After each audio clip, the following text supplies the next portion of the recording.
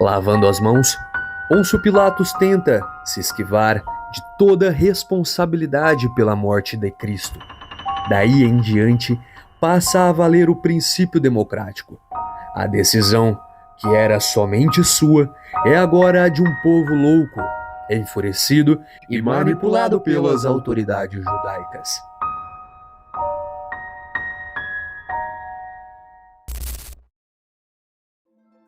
O evangelista São João nos faz saber que os líderes da nação judaica, enfurecidos com o Senhor que acabara de ressuscitar Lázaro, decidiram matá-lo. O que faremos? Esse homem multiplica os milagres. Se o deixarmos proceder assim, todos crerão nele, e os romanos virão e arruinarão a nossa cidade e toda a nação. Atrás da declaração se escondia a forma mais sutil de hipocrisia.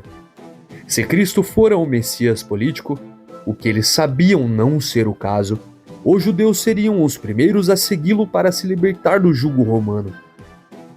O sumo sacerdote em exercício, Caifás, pronunciou então a primeira sentença de morte. Nem considerais que vos convém que morra um só homem pelo povo, e que não pereça toda a nação.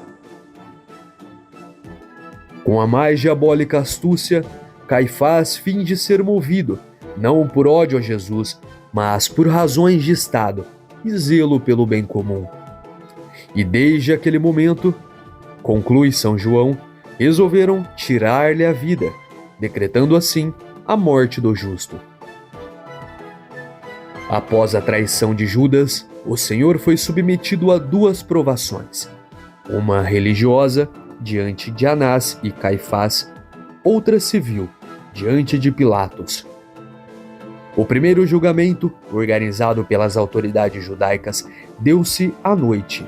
Procedimento ilegal, pois devia realizar-se de dia, na presença de testemunhas, mas estas, em plena noite, tropeçaram em seu engano. Então Caifás ordenou solenemente que o inocente lhe dissesse se era o Filho de Deus. Jesus afirmou sua divindade perante o Sinédrio, e por isso foi considerado digno de morte. O divino Cordeiro foi deixado pelo resto da noite à mercê de abusos e zombarias dos judeus, que o blasfemavam e cobriam de cusparadas. Na época, a Judéia dependia de Roma, que tinha autoridade exclusiva para sentenciar à morte. Por isso, o caso teve de ser despachado para Pilatos, procurador romano, o único que tinha o poder de ratificar a sentença. Jesus foi levado ao pretório, no qual os judeus não entraram para não se contaminar antes da Páscoa.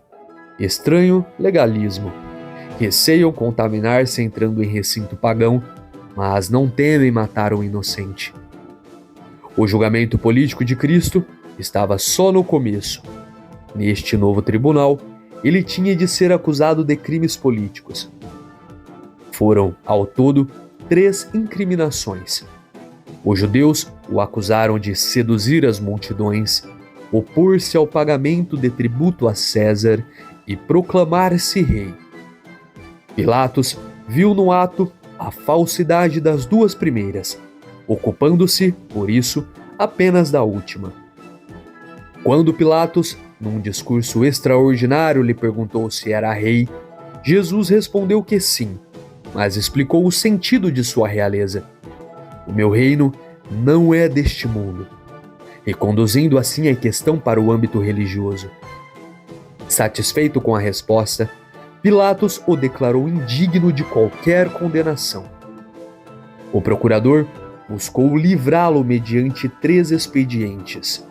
Primeiro, enviou-o a Herodes, tetrarca da Galileia.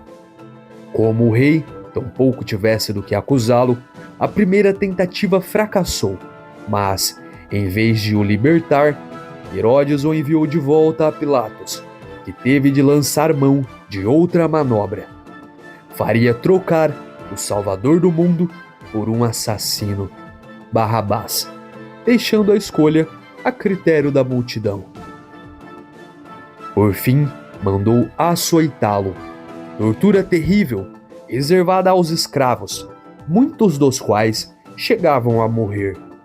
Superada a provação, Jesus foi exposto às turbas, com um manto escarlate aos ombros e uma coroa de espinhos na cabeça. Ousariam contemplar tal zombaria? Um rei concorrente de César. Pilatos, se já se tornara réu de injustiça por enviar Jesus, que ele sabia ser inocente, a Herodes e igualá-lo a um assassino, teve ainda maior culpa ao mandar açoitá-lo.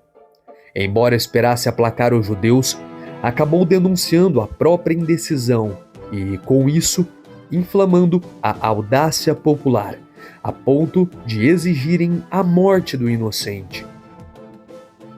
Os judeus então voltaram a acusá-lo de se arrogar o título de Filho de Deus, como se este, agora, fosse o único motivo para o matar.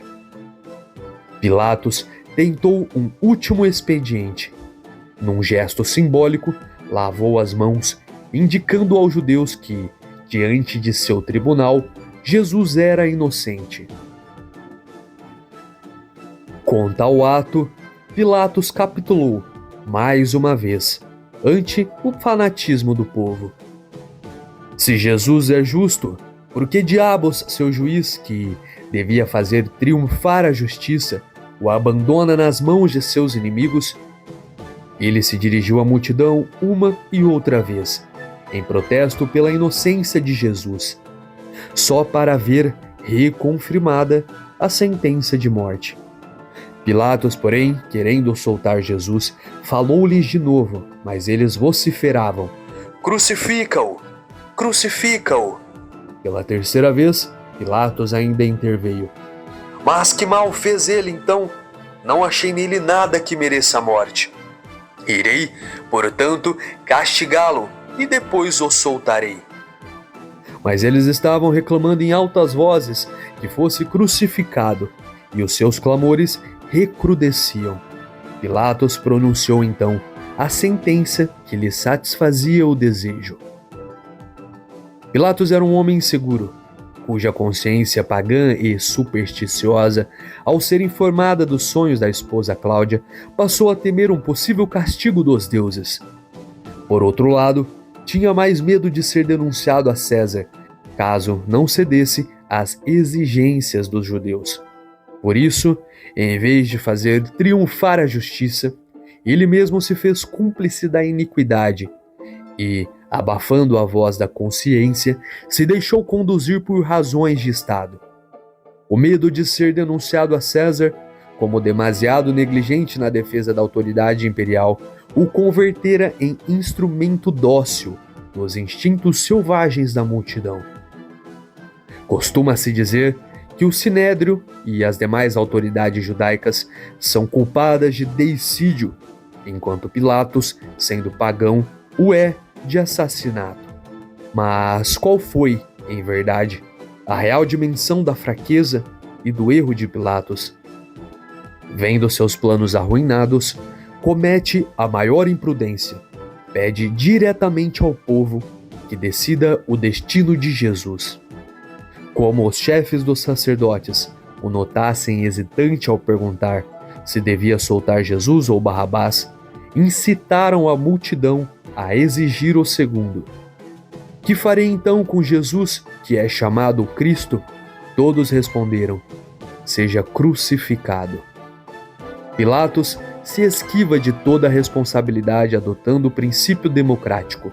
A decisão, que era somente sua, é agora a de um povo louco, enfurecido e manipulado pelas autoridades judaicas.